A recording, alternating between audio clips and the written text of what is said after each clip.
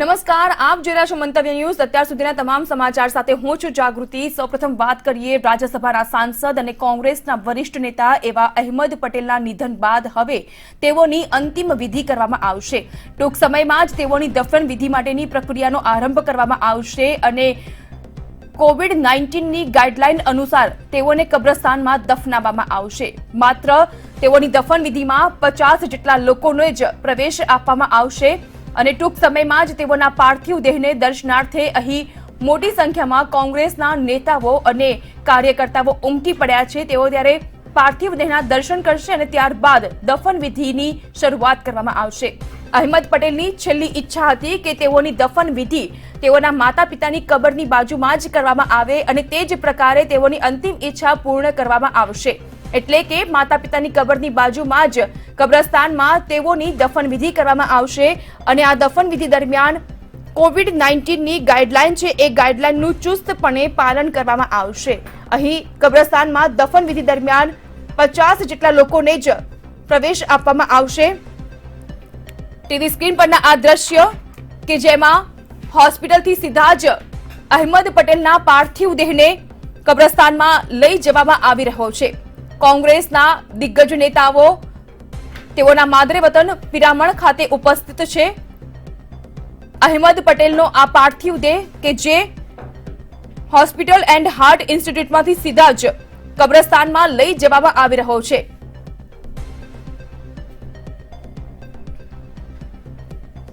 ગ્રામજનો અને કોંગ્રેસના વરિષ્ઠ નેતાઓ કાર્યકર્તાઓ દ્વારા સ્વર્ગસ્થ અહેમદ પટેલને અંતિમ વિદાય આપવામાં આવી રહી છે। તેઓના પાર્થિવ દેહના લોકો દર્શન કરી રહ્યા છે અને ત્યારબાદ તેઓના પાર્થિવ દેહને સીધા જ કબ્રસ્તાનમાં લઈ જવામાં આવશે, જ્યાં કબ્રસ્તાનમાં ફક્ત 50 લોકોને જ પ્રવેશ આપવામાં આવશે અને કોવિડ-19ની ગાઈડલાઈનનો પણ ચુસ્તપણે પાલન કરાવવામાં આવશે।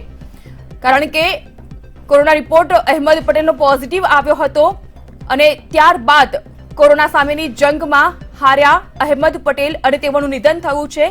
71 વર્ષની વયે અહેમદ પટેલે આ ફાની દુનિયાને અલવિદા કહ્યું છે।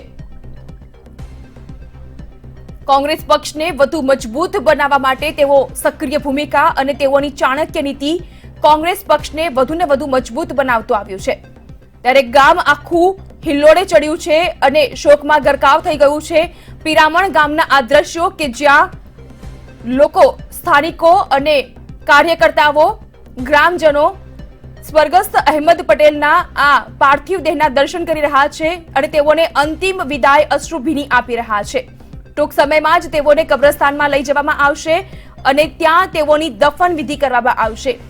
આ એ જ કબ્રસ્તાન કે જ્યાં તેઓના માતા પિતાની કબર પણ છે અને તેઓની કબરની બાજુમાં જ અહેમદ પટેલને દફનાવવામાં આવશે અને આ સાથે જ અહેમદ પટેલની જે છેલ્લી અંતિમ ઈચ્છા હતી કે તેઓની દફન વિધિ તેમના માતા પિતાની કબરની બાજુમાં કરવામાં આવે તે ઈચ્છા પણ પૂરી કરવામાં આવશે।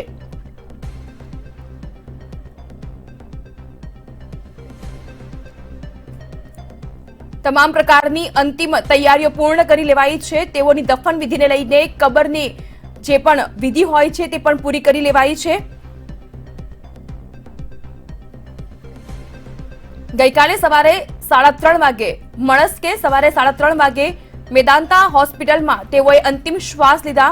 1 ઓક્ટોબરે અહેમદ પટેલનો કોરોના રિપોર્ટ પોઝિટિવ આવ્યો હતો અને ત્યારબાદ સતત તેઓ ગુરુગ્રામની મેદાંતા હોસ્પિટલમાં સારવાર લઈ રહ્યા હતા, પરંતુ કોરોના સામેની જંગમાં તેઓ જંગ હારી ચૂક્યા અને કોરોનાએ વધુ એક રાજકીય અગ્રણીનું મોત કર્યું છે। અહેમદ પટેલના નિધનના સમાચાર સાંભળતા જ સમગ્ર દેશ અને ગુજરાતમાં સોંપો પડી ગયો, કારણ કે ખાસ કરીને કોંગ્રેસ પક્ષમાં ન પૂરી શકાય તેવી ખોટ થઈ છે અહેમદ પટેલના નિધનથી।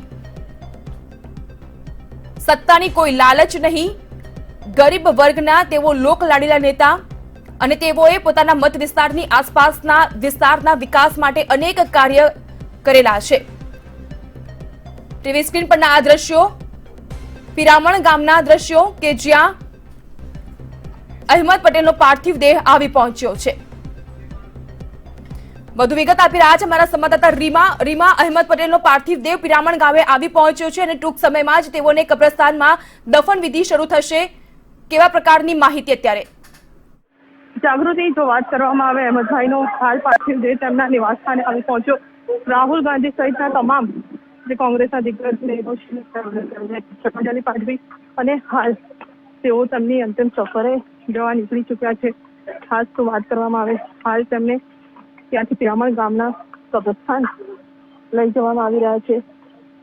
તેમની એક અંતિમ ઈચ્છા હતી કે તેમના માતા પિતાની જ્યાં દફન વિધિ કરવામાં આવી છે ત્યાં જ તેમની પણ દફન વિધિ કરવામાં આવી અને તેટલા જ માટે હાલ તેમનો પાર્થિવ દેહ છે તેને ખાસ દિલ્હીથી હવાઈ મથકે અહીંયા લાવવામાં આવ્યો અને હાલ તેમના પાર્થિવ દેહને અહીંયાથી લઈ જવામાં આવી રહ્યો છે. સાથે સૌથી મહત્વની વાત એ છે કે તેમનો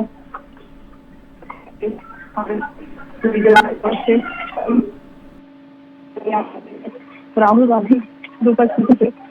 સાથે જ કોંગ્રેસના તમામ દિગ્ગજ નેતા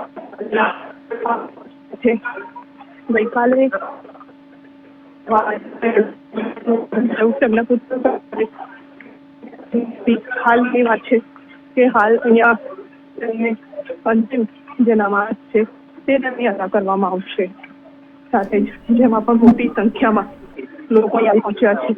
અંકલેશ્વરના લોકોની તેમના સાથે ખૂબ જ લાગણીઓ જોડાયેલી રહેલી છે. અંકલેશ્વર સાથે સાથે તેઓ ગુજરાતની સાથે પણ ખૂબ જ નાતો ધરાવે. અંકલેશ્વરની વાત કરીએ તો અંકલેશ્વરમાં પણ એજ્યુકેશનના કામો હોય, હોસ્પિટલોના કામો હોય, તમામ કામો તેમણે મોટી સંખ્યા કર્યા છે. અને એક સરદાર હોસ્પિટલ કે જે તેમણે થોડા વર્ષો પહેલા બનાવી હતી ત્યાં તેમનો પાર્થિવ દેહ રાખવામાં આવ્યો. અને હાલની જો વાત કરીએ તો હાલ પણ તેઓ પાર્થિવ દેહ ગણતરીની ઘડીઓમાં હેલિપેડ બનાવવામાં આવ્યું છે જ્યાં અંતિમ નમાઝ અદા કરવામાં આવશે. ત્યાં પછી તેમના ઘરેથી તેમના નિવાસ સ્થાનેથી તેમનો પાર્થિવ દેહ હાલ નીકળી ચૂક્યો છે. મોટી સંખ્યામાં લોકો હાલ અહીંયા આવી પહોંચ્યા છે. આપ જોઈ શકો છો સીધા દ્રશ્યો, કારણ કે જે પ્રકારે અહીંયા કારણ કે તમામ લોકોની લાગણીઓ તેમની સાથે જોડાયેલી છે.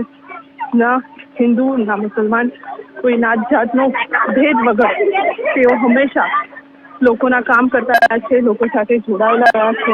એટલે એક કેવા કોંગ્રેસ છે તેના દિગ્ગજ નેતા ગુમાવ્યા છે. ચાણક્ય તો બધા જ કરે છે, પરંતુ કોંગ્રેસ માટે એક યુગનો ચોક્કસ શકાય. જાગૃતિ. રીમા, ખાસ કરીને COVID-19ના નિયમોનું પણ અહીં પાલન કરાવવામાં આવશે. કબ્રસ્તાનમાં 50 લોકોને પ્રવેશ આપવામાં આવશે, તો ત્યાં કયા પ્રકારની વ્યવસ્થા? ખાસ તો કબ્રસ્તાનની વાત કરીએ તો કબ્રસ્તાનમાં તેમના પરિવારના જે સભ્યો છે તેમને માત્ર પ્રવેશ મળવાનો છે, પરંતુ જે તેમની અંતિમ નમાઝ છે તેના અદા કરવા માટે ખૂબ મોટી સંખ્યામાં હોય તેમની સાથે જોડાયેલા તમામ લોકો હાલ અહીંયા આવી પહોંચ્યા છે. રાહુલ ગાંધી ખુદ અહીંયા તેમને શ્રદ્ધાંજલિ પાઠવવા આવી પહોંચ્યા છે. એટલે ખૂબ જ મહત્વની વાત કહી શકાય, કારણ કે કોંગ્રેસ એક બાદ એક તેના નેતાઓ ગુમાવી રહી છે. એટલે ખૂબ જ દુઃખદ વાત કહેવાય. હાલની જે આ સીધા દ્રશ્યો જોઈ શકો છો, તેમના પુત્ર ફૈઝલ છે તેઓ અહીંયા ઉપસ્થિત છે. ખાસ અહીંયા તમને નમાઝે જનાઝા અદા કરવામાં આવનાર છે. એટલે જે વાત કરવામાં આવે સીધા દ્રશ્યો છે. રાહુલ ગાંધી તેમના પુત્ર ફૈઝલ પટેલની સાથે હાલ અહીંયા છે પરિવારને સાંત્વના આપવા, કારણ કે રાહુલ ગાંધી કે અહેમદભાઈ પણ તેમના અને તેમના પરિવારના ખૂબ જ નજીકના મનાતા હતા. સોનિયા ગાંધીના અંગત સચિવની સાથે સાથે તેઓએ રાહુલ ગાંધીને લઈને પણ, પ્રિયંકા ગાંધીને લઈને પણ ખૂબ જ મોટી રાજકારણમાં જવાબદારીઓ નિભાવી છે. પ્રિયંકા ગાંધીએ તો એવું પણ કીધું હતું કે મેં મારા એક મિત્રને ગુમાવ્યા છે. એટલે તેના ઉપરથી એ બાબત સ્પષ્ટ થાય છે કે અહેમદભાઈ ગાંધી પરિવાર સાથે કેટલો નજીકનો નાતો જોડાતો હતો. અત્યારે પણ વાત કરીએ તો સોનિયા ગાંધી, મનમોહન સિંહ, પ્રિયંકા ગાંધી હાલ ઉપસ્થિત નથી, પરંતુ આ તમામ વતી શ્રદ્ધાંજલિ જે છે તે અર્પિત કરવા રાહુલ ગાંધી અહીં આવી પહોંચ્યા છે. અત્યારે પણ આ કબ્રસ્તાનના નજીકમાં જ્યાં તેમને નમાઝે જનાઝા અદા કરાવવાની છે ત્યાં પણ હાલ રાહુલ ગાંધી ઉપસ્થિત છે. સાથે જ અહેમદભાઈ પટેલના પુત્ર ફૈઝલ પટેલ પણ રાહુલ ગાંધીની જોડે હાલ અહીંયા છે. એટલે સૌથી મહત્વની વાત છે. સાથે સાથે બીજી તરફના દ્રશ્યોની પણ વાત કરીએ તો અહેમદભાઈ પટેલનો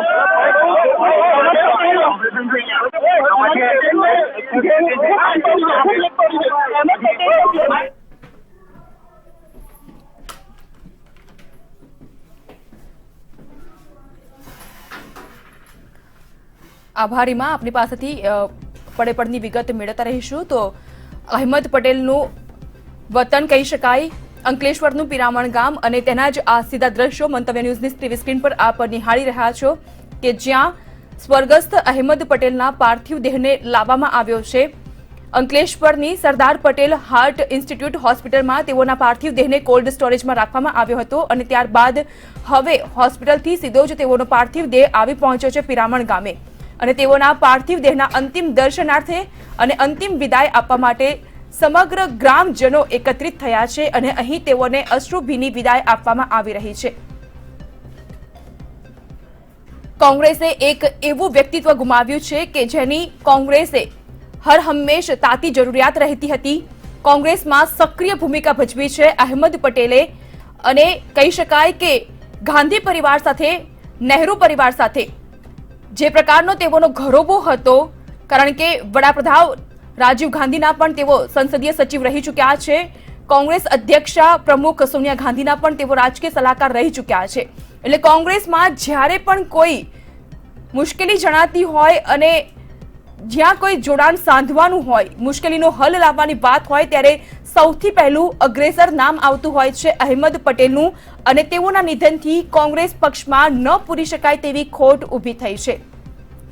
ટૂંક સમયમાં જ એક અંતિમ નમાઝ અદા કરવામાં આવશે અને ત્યારબાદ અહેમદ પટેલને અંતિમ વિદાય આપવામાં આવશે. તેઓની અંતિમ ઈચ્છા હતી કે તેઓના માતા પિતાની કબરની બાજુમાં જ તેઓની દફન વિધિ કરવામાં આવે અને તેઓની અંતિમ ઈચ્છાની પણ પૂર્ણાહુતિ કરવામાં આવશે. એટલે કે અહેમદ પટેલની અંતિમ ઈચ્છા પ્રમાણે માતા પિતાની કબરની બાજુમાં જ તેઓની દફન વિધિ કરવામાં આવશે. કોંગ્રેસના વરિષ્ઠ નેતાઓ પિરામણ ગામે ઉપસ્થિત છે. ખુદ રાહુલ ગાંધી પણ અહીં આવી પહોંચ્યા છે. વિપક્ષ નેતા પરેશ ધાનાણી, શક્તિસિંહ ગોહિલ સહિતના દિગ્ગજ નેતાઓ હાલ પિરામણ ગામે ઉપસ્થિત છે અહેમદ પટેલને અંતિમ વિદાય આપવા માટે. આખું ગામ આજે હિબકે ચડ્યું છે કારણ કે લોક લાડીલા નેતા ભરૂચ અંકલેશ્વરના અહેમદ પટેલ અને નાના હોય કે મોટા સૌ કોઈ અહેમદ પટેલને અહેમદભાઈ નામ કરીને જ બોલાવતા હતા. અહેમદ પટેલે પોતાના મત વિસ્તાર અને આસપાસના વિસ્તારમાં વિકાસના અનેક કાર્યો કર્યા છે અને આ વિકાસના કાર્યો થકી જ તેઓએ લોકચાહના મેળવી છે. એક એવું વ્યક્તિત્વ કે જેને સત્તા મેળવવાની ક્યારેય કોઈ લાલસા કે લાલચ રાખી જ નથી. તેઓએ હંમેશા પક્ષ અને દેશને મહત્વ આપ્યું છે અને પક્ષને જ પોતાનું જીવન માન્યું હોય, સર્વોપરી માન્યું હોય તે રીતે તેઓ હંમેશા કોંગ્રેસ માટે સરાહનીય સક્રિય ભૂમિકામાં જોવા મળ્યા. 1977માં જ્યારે ભરૂચમાં ઇલેક્શન થયું, ચૂંટણી લડાઈ, ત્યારે અહેમદ પટેલ સ્પષ્ટ બહુમતી સાથે જીત્યા અને માત્ર 28 વર્ષની ઉંમરથી તેઓની રાજકીય કારકિર્દીની સફરની શરૂઆત થઈ.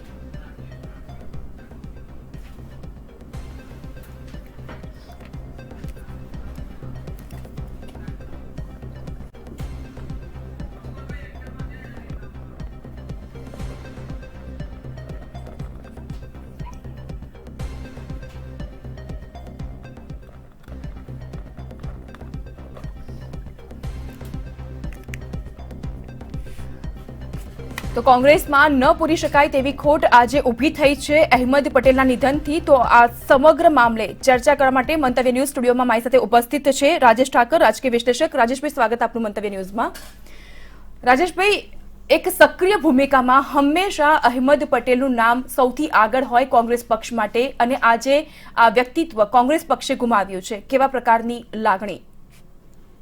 કોંગ્રેસ પક્ષે જ નહીં, માત્ર અહેમદભાઈની વિદાય જે છે એ એક જનરેશન છે પોલિટિક્સની, એની એક બીજું ચરણ આપણે ગુમાવ્યું છે એમ કહી શકાય.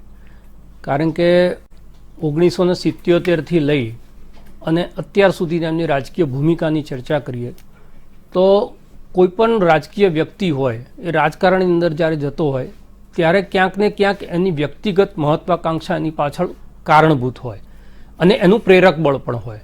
એના પ્રયત્નો એમ હોય પક્ષની પ્રગતિની સાથે સાથે પોતાની પ્રગતિ થાય અને ક્યાંક મુખ્યમંત્રી બને કે ક્યાંક દેશના પ્રધાનમંત્રી બને, એવી અલગ અલગ ઈચ્છાઓ પોતાના જે ગુને છે, આવડત છે, એના આધારે માણસ રાખતો હોય છે.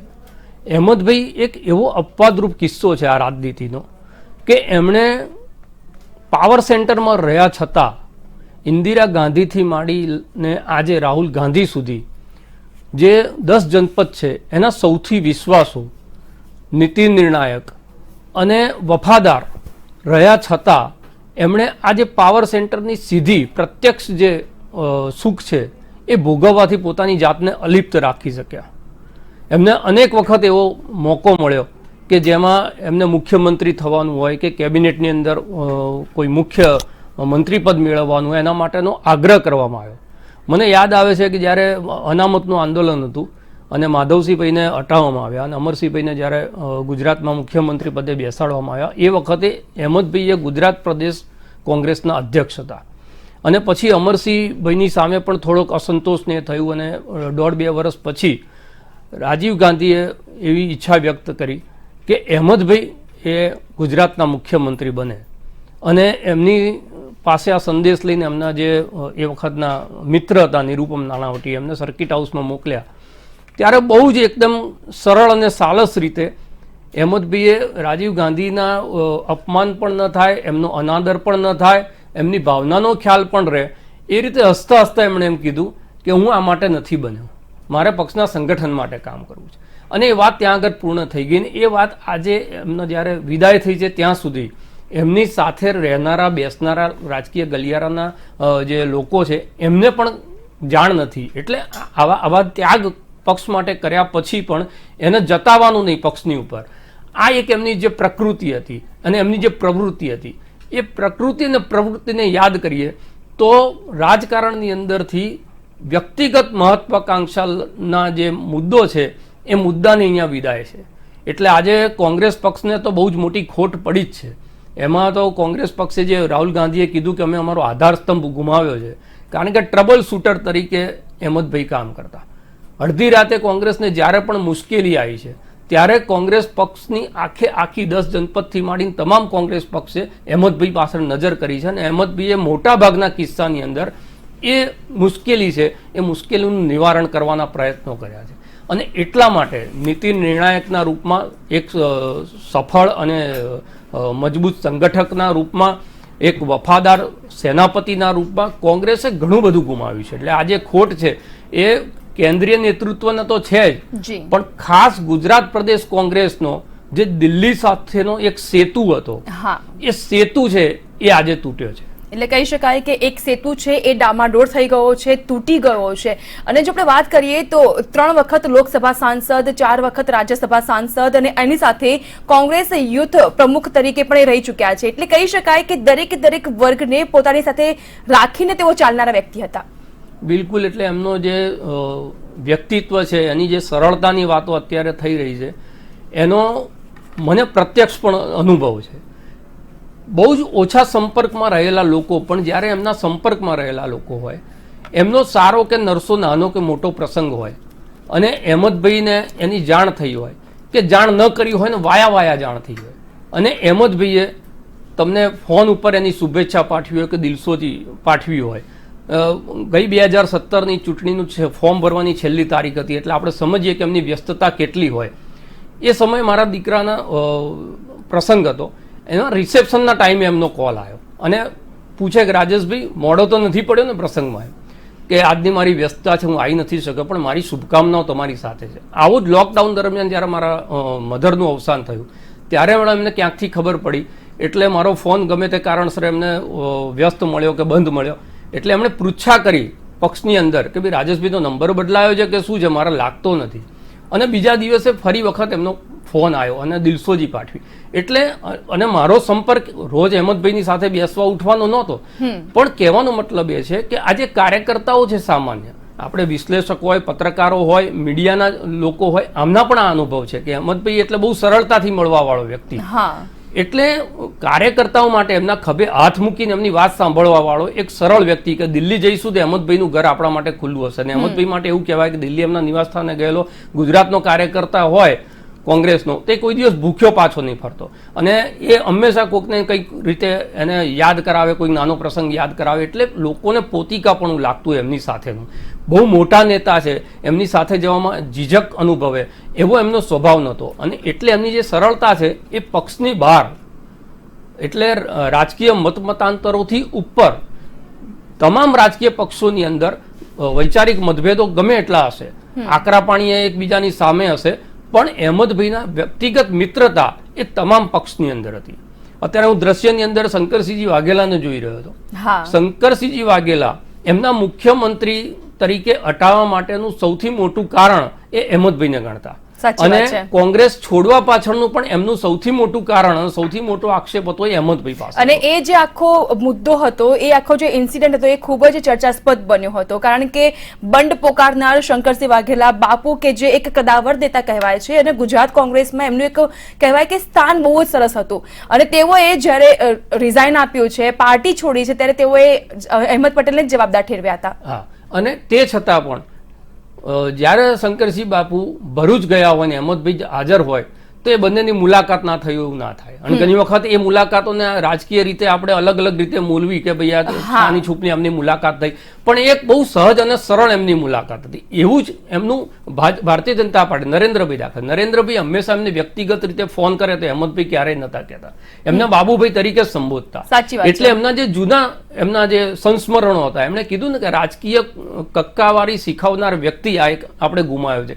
એ બિલકુલ સાચી વાત છે. કોંગ્રેસના કાર્યકર્તાઓ માટે કાર્યકર્તા નિર્માણ કરનારો એક વ્યક્તિ ગયો છે. એની સાથે સાથે રાજનૈતિક અભ્યાસની હું એવું કહું કે એક યુનિવર્સિટીને તાળું વાગી ગયું છે. કારણ કે એમની પાસેથી ઘણું બધું શીખવાનું હતું. અત્યારે જ્યારે પદ અને પ્રતિષ્ઠા માટે કોંગ્રેસની અંદર જે કલેહ છે, કંકાસ છે, એક કોર્પોરેટની ટિકિટ લેવા માટે લોકો જે રીતના ઉહાપો કરતા હોય છે, એ તમામ લોકોએ આ વ્યક્તિની વિદાયમાંથી શીખવાનું છે કે લાલ લાઇટનો મોહ રાખ્યા વગર માત્ર ને માત્ર પાર્ટીને મજબૂત બનાવવા માટે, અને એ પછી પણ આટલું સન્માન વિદાય તમે મેળવી શકો છો. આમ જોવા જાવ તો એમની પાસે સંવિધાનિક રીતે કોઈ પદ નહોતું. આટલી મોટી રાજકીય યાત્રાની અંદર એમણે સંવિધાનિક રીતે કોઈ પદ ના મેળવ્યું. એક વખતે એ સંસદીય સચિવ રાજીવ ગાંધીના આગ્રહ ઉપર થયા, એ સિવાય તે છતાં એમને જે આજે સન્માન મળી રહ્યું છે, જે કાર્યકર્તાઓની આંખમાં આંસુ છે, કે જે પક્ષ વિપક્ષના તમામ લોકો એમને જે સારી સ્વભાવ છે કે સારી પ્રકૃતિ છે, સારી પ્રવૃત્તિને યાદ કરી રહ્યા છે. વિકાસના કામોની વાત કરો તમે ભરૂચના, તો એવું કહેવાતું કે નરેન્દ્રભાઈ અહેમદભાઈની કોઈ પણ ફાઇલ હોય એના ઉપર અહેમદભાઈ હાથ મૂકે એટલે નરેન્દ્રભાઈએ સાંભળી લે. એનું કારણ એવું નતું કે એમાં એવા પણ વાતો રાજકીય ગલિયારાઓમાં થાય કે ક્યાંક ને ક્યાંક અહેમદભાઈ નરેન્દ્રભાઈને મદદરૂપ થતા હતા. પણ એમની જે પ્રમોદ મહાજનને આપણે યાદ કરીએ ને, એ પ્રકારનું આ વ્યક્તિત્વ કે જયારે વિકાસના કામ આવતા હોય ત્યારે તમે એવા સંબંધ રાખો સામે. એટલે કે છે ને કે દિલ મિલાવવાનો સંબંધ હોય કે ના હોય, કમસે કમ હાથ મિલાવવાનો સંબંધ તમારા શત્રુ સાથે પણ હોવો જોઈએ. તો આ સિદ્ધાંત ઉપર ચાલનારો માણસ હતો ને, એટલે જયારે જતા અને જયારે વિકાસનું કામ લઈને જતા, કોઈ માંગણી કરતા, તો એ કોઈ પણ એમનો વિરોધી માણસ બેઠો હોય તો પણ એમને સહજતાથી, કારણ કે એમને ખબર હોય કે આની અંદર એમનો કોઈ સ્વાર્થ નહીં હોય. એટલે આ પ્રકારની રાજનીતિ, એટલે અત્યારે આપણે જે જોઈ રહ્યા છે કે બંને પક્ષના નેતાઓની અંદર જે કટુતાનો ભાવ હોય છે, એકબીજાની સામે નજર નહીં મેળવવા સુધીનો ભાવ હોય છે, એકબીજાના ચરિત્ર અનંત સુધીનો ભાવ હોય છે, એની અંદર આ જે યુગ હતો અટલ બિહારી વાજપેયી ઇન્દિરા ગાંધીનો યુગ, કે બંને જણા એકબીજાના પ્રખર આલોચક અને તે છતાં એમના વ્યક્તિગત સંબંધો બહુ જ સુમધુર. રાજીવ ગાંધી અને અટલ બિહારી વાજપેયીના કેટલા બધા પ્રસંગો છે જે પ્રસંગો ઉપરથી આપણને એમ લાગે કે ઓહો, આનું નામ રાજનીતિ કહેવાય. સુષ્મા સ્વરાજ અને સોનિયા ગાંધી વડાપ્રધાન ન થાય એના માટે અંતિમ ચરણ સુધી સુષ્મા સ્વરાજ પહોંચી ગયેલા, અને તે છતાં કડવા તીજની પૂજા હોય ત્યારે સોનિયા ગાંધીને નિમંત્રિત કરતા. એટલે આ જે રાજનીતિ હતી, આ જે જનરેશન હતી, એ જનરેશનમાં મેં જે કીધું ને કે એક પછી એક જે ચરણ હવે ખતમ થઈ રહ્યા છે. થોડાક સમય પહેલા આપણે કેશુભાઈને ગુમાવ્યા અને આજે અહેમદભાઈને ગુમાવ્યા. એટલે ગુજરાતની રાજનીતિની અંદર દિગ્ગજ નેતાઓ જે સંપર્કો સહયોગની રાજનીતિ કરતા હતા એની આજ વિદાય છે. એટલે એવું કહી શકાય કે અહેમદ પટેલ માટે એવું કહી શકાય કે એ કોંગ્રેસ પક્ષના ચાણક્ય તો ગણાય છે. કોંગ્રેસ પક્ષને હંમેશા તેઓએ પ્રમુખ સ્તર ઉપર રાખ્યું છે અને વિકાસ માટે હંમેશા અગ્રેસર રહેતા હતા. લોકલાડીલા નેતા બની ગયા હતા પોતાના મત વિસ્તારના આજુબાજુના વિસ્તારમાં પણ. ડાઉન ટુ અર્થ રહેનારું આ વ્યક્તિત્વ છે, લોકોને હંમેશા પોતાની સાથે રાખનાર આ વ્યક્તિત્વ છે અને આ વ્યક્તિત્વ પાસેથી શીખવા જેવું ઘણું બધું હતું કે જે આજે ખોટ કોંગ્રેસને નડી રહી છે. બિલકુલ બિલકુલ સાચી વાત છે. એટલે જ કહું છું કે આજની આજે એમની વિદાય છે એ ભલે એમના નશ્વર દેહને જમીનની નીચે દફન કરી રહ્યા છે, પણ એમના જે સિદ્ધાંતો હતા, એમના જે મૂલ્યો હતા, એમની જે કામ કરવાની પદ્ધતિ હતી, એમની પક્ષ પ્રત્યેની જે નિષ્ઠા હતી, જે પક્ષ પ્રત્યેની વફાદારી હતી, જેની ઉણપ અત્યારે કોંગ્રેસમાં વર્તાય છે, કમસે કમ એને ના દાટી દે. રાજેશભાઈ, તમે કીધું એ પ્રકારે કે કોંગ્રેસ પક્ષમાં અંદર હજુ પણ ક્યાંક કંકાસ જોવા મળી રહ્યો છે, આંતરિક ડખા જોવા મળી રહ્યા છે. ક્યારે એવું નથી સાંભળવામાં આવ્યું કે અહેમદ પટેલે પોતે જાતે જઈને પ્રમુખ પાસે કાં તો પછી કહેવાય કે દિલ્હીમાં જઈને તેઓએ પોતાના માટે કોઈ એક પદની ડિમાન્ડ કરી હોય? એ 2017નું રાજ્યસભા ઇલેક્શન હજુ પણ યાદ છે કે ત્યારે પણ અહેમદ પટેલનું નામ ચર્ચામાં આવ્યું હતું. એટલે એ 2017નું જે ઇલેક્શન છે એના સંદર્ભે હું તમને કહું, નિરૂપમ નાણાવટી મેં જો તમને ઉદાહરણ આપ્યું કે રાજીવ ગાંધી એમને સંદેશ આપ્યો હતો કે તમે ગુજરાતના મુખ્યમંત્રી બનો, એ જ નિરૂપમ નાણાવટી રાજ્યસભાની ચૂંટણીની મેટર જ્યારે હાઈકોર્ટમાં ગઈ ત્યારે બળવંતસિંહ રાજપૂતના વકીલ તરીકે કોર્ટની અંદર હાજર રહ્યા. એમના અંગત મિત્ર, એમણે 1990 પછી રાજકારણ છોડી દીધું, પણ અહેમદભાઈને સાથેના એમની અંગત મિત્રતા અને કોકે જઈ અને અહેમદભાઈના કાનમાં ફૂંક મારી કે નિરૂપમભાઈએ તો તમને એમ કે દગો કર્યો અને એ તો તમારી સામે બળવંતસિંહ રાજપૂત માટે વકીલાત કરવાના છે. ત્યારે અહેમદભાઈ હસતા હસતા એ જ કીધું હતું કે મારો વ્યક્તિગત મિત્ર છે પણ વ્યવસાયિક મિત્ર નથી, એનો વ્યવસાય છે ને એને હું રોકી ના શકું વકીલાતની અંદર, એટલે એમાં મારો હસ્તક્ષેપ ના હોઈ શકે. એટલે મિત્ર હોવા છતાં પણ જો તમારી સામે આવતો હોય તો એની સાથે, અને હાઈકોર્ટની અંદર નિરૂપમભાઈએ આજે પણ એ કીધું છે કે હાઈકોર્ટની અંદર જ્યારે મળતા મુદત દરમિયાન ત્યારે કોઈ પણ તમને એવું ના લાગે કે એની અંદર કટુતાનો ભાવ છે કે તું જ ક્યાંથી મારી સામે છે, આ પ્રકારનો એક પ્રશ્નાર્થ એમની આંખોમાં મને વંચાતો હોય એવું ક્યારેય નથી થયું. એટલે આજે છે ને વિશાળ હૃદય સાથે અને માત્ર ને માત્ર આ ક્યારેક તમે કરી શકો જ્યારે તમારી જાતને ઓગાળી અને તમારી સંસ્થાને તમે મજબૂત કરવા માટે નિષ્ઠાવાન હો, નિસ્વાર્થ ભાવી હો, ત્યારે જ આ વસ્તુ તમે કરી શકો. રાજેશભાઈ, ટીવી સ્ક્રીન ઉપર આપણે દ્રશ્ય નિહાળી રહ્યા છે એ કબ્રસ્તાનના દ્રશ્યો છે અને અંતિમ નમાઝ અદા કરવામાં આવી રહી છે અને આપે કીધું કે બાપુ સાથેનો તેમનો ઘરોબો કંઈક અલગ જ હતો. ત્યારે શંકરસિંહ વાઘેલાએ પણ અત્યારે નિવેદન આપ્યું છે અને તેઓએ પણ કીધું છે કે દિવાળી બાદ મારે અહેમદ પટેલ સાથેની એક મુલાકાત હતી, પણ કલ્પના નહોતી કરી કે આ મુલાકાત આવી દુઃખદ બની જશે અને અશ્રુભીની અંતિમ વિદાય મારે અહેમદ પટેલને આપવી પડશે. જે પ્રકારના દ્રશ્યો આપણે જોઈ રહ્યા છે એ કબ્રસ્તાનના દ્રશ્યો કે જ્યાં અંતિમ નમાઝ અદા કરવામાં આવી અને ટૂંક સમયમાં જ હવે કોંગ્રેસનું આ જે વ્યક્તિત્વ છે અને કોંગ્રેસના જે ચાણક્ય કહેવાય છે, કોંગ્રેસને વધુ મજબૂત કરવા માટે પક્ષમાં જે પણ પ્રકારના પ્રાણ રેડવા પડે તેની માટે હંમેશા તત્પર રહેનાર અને સક્રિય ભૂમિકા ભજવનાર એક રાજકીય સલાહકાર પક્ષે ગુમાવ્યા છે અને ટૂંક સમયમાં જ હવે અહેમદ પટેલની દફન વિધિ કરવામાં આવશે. 2 મહિના પહેલા ફોન ઉપર વાતચીત થતી હતી મને કે હમણાં તમે દિલ્હી ના આવશો, કારણ કે જે રીતે હમણાં અહીં ચાલી રહ્યું છે એટલે હું દિવાળી ઉપર આવીશ ત્યારે મળીશું. મને એ ખબર નહીં કે આવી રીતે મળવાનું થશે, જે જિંદગીમાં ક્યારેય મળવાનું નહીં બને. હિન્દુસ્તાનના, ગુજરાતના જાહેર જીવનમાં ન પૂરા એવી ખોટ પડેલી છે એમના પરિવારને, પાર્ટીને ખરી, પણ દેશના રાજકારણમાં આવું સ્મૂથ માણસ, ટ્રબલ શૂટર જેને કહેવાય, કોઈ પણ પ્રશ્ન હોય એનું સોલ્યુશન એમના હાથમાં હતા. એવો અહેમદભાઈ આપણા વચ્ચે નથી રહ્યા. એમના પરિવારને આશ્વાસનના 2 શબ્દો કહીએ તો એ ઓછા પડે ને, એમના આત્માને મોક્ષ મળે એવી પ્રાર્થના કરીએ. તો આખું પિરામણ ગામ હાલ તો હિપકે ચડ્યું છે અને અહેમદ પટેલને અશ્રુભીની અંતિમ વિદાય આપવામાં આવી રહી છે. બુલેટિનમાં આગળ વધીશું, પરંતુ તે પહેલા હાલ લઈએ એક બ્રેક.